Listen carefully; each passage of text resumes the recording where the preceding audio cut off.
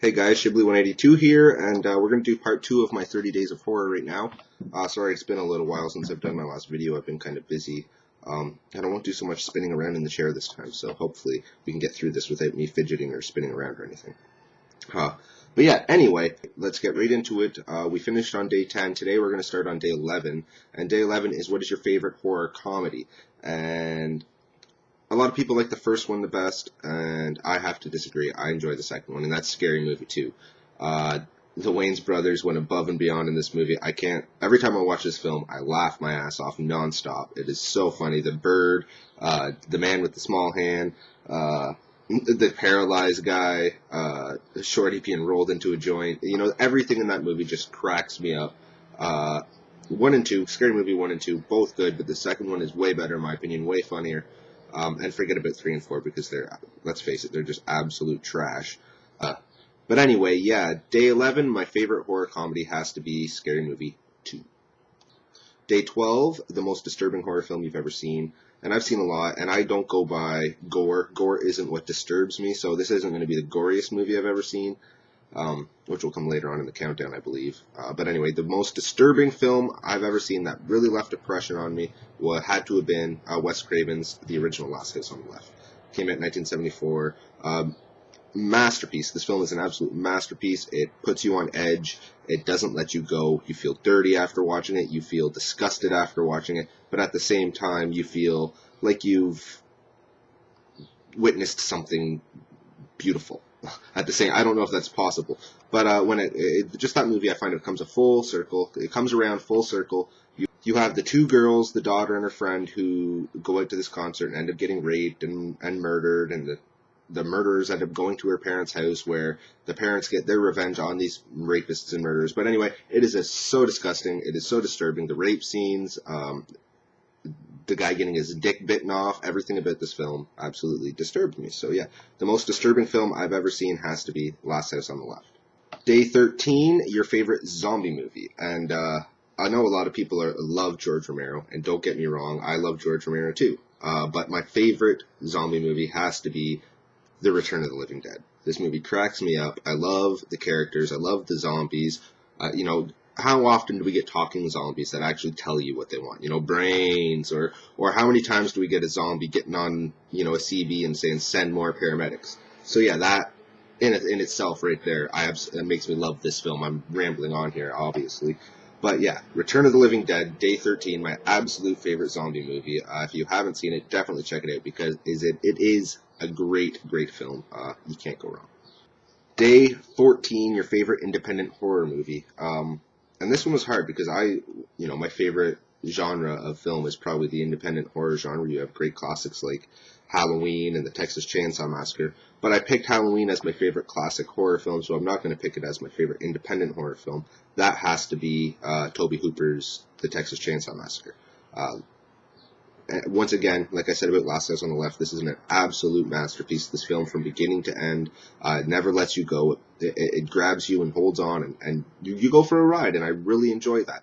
You're sitting there watching the screen, you're telling the kids, don't go in that house. Obviously, they don't listen.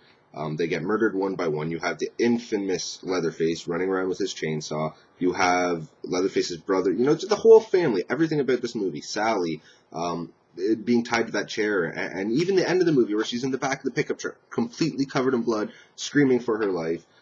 Everything about this movie, it just grabs you and it never lets you go from the beginning right until the end. So yeah, definitely my favorite independent horror film has to be The Texas Chainsaw Massacre. Favorite monster movie. Now, I'm not going to say a whole lot about this because I'm not a big monster movie fan. I was thinking Jeepers Creepers, but I don't know. I couldn't put that into this category. It is a monster movie, but it's not, in my opinion. We'll talk about that another day. My absolute favorite monster movie probably has to be Predator, with Arnold Schwarzenegger.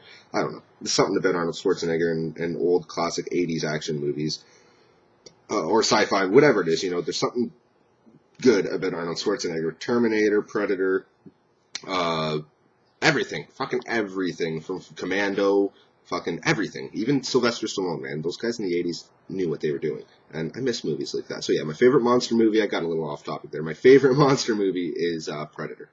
Day 16, your favorite horror movie soundtrack. Now, I don't really listen to a lot of horror soundtracks. I'm more of a horror movie fan, but every now and then there's a certain song in a movie or a certain soundtrack that does catch my attention.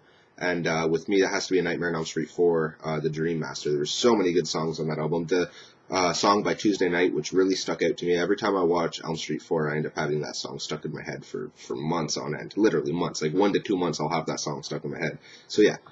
Great horror soundtrack, Nightmare on Elm Street 4, The Dream Master. That was day 16. Day 17, favorite 80s horror, obviously, and I think a lot of people will agree with me on this. Stop spinning, Ryan. It has to be Friday the 13th. The whole first 8, the Paramount Friday the 13th films, part 1 to part 8, absolutely kicked ass. Jason didn't start sucking until Jason Goes to Hell.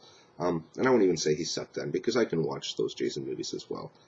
So yeah, my favorite 80s horror, Jason Voorhees. No one cuts people up with a machete like he does. No one kills naked chicks the way he does. I don't know. He's Jason Voorhees. How do you not love him? How can you not say Friday the 13th isn't your favorite 80s horror? I don't know. Unless you're an Elm Street fan, that's the only way, I guess, because, yeah, Jason kicks 80s ass.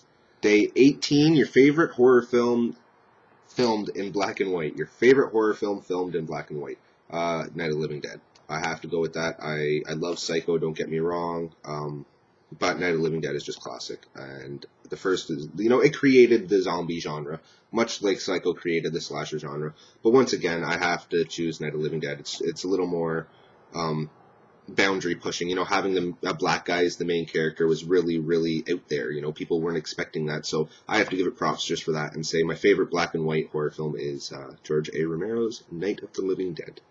Best use of gore. Now, I could have picked any film by Tom Savini, but I had to choose this one just because one of my favorite gore scenes of all time happens to be in it, and that is Maniac. When Tom Savini gets his head blown off in this film, every time I see that, I say to myself, that's probably what it would look like if you got your head blown off point blank by a shotgun. So, yeah, best use of gore, anything by Tom Savini, but if you want to see something that I think is just absolutely beautiful and gory, check out the headshot in Maniac, and you'll see why I chose this film. Plus, this film, from beginning to end, has great gore all the way throughout, and I think that's one of the reasons why I do like this film so much, because there's not a lot of substance there, but I do enjoy the gore quite a bit.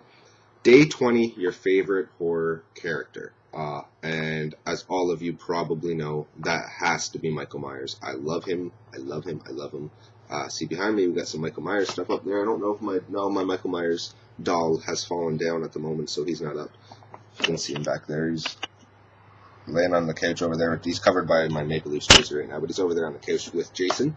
So yeah, favorite horror character has to be Michael Myers. Since 78, well, I wasn't alive in 78. Since I first saw Halloween, back when I was like 12 years old, I've been hooked on the Halloween franchise, along with the Scream franchise. But there's something about Michael Myers that sticks out. He is frightening. You don't know what's going on beneath that mask.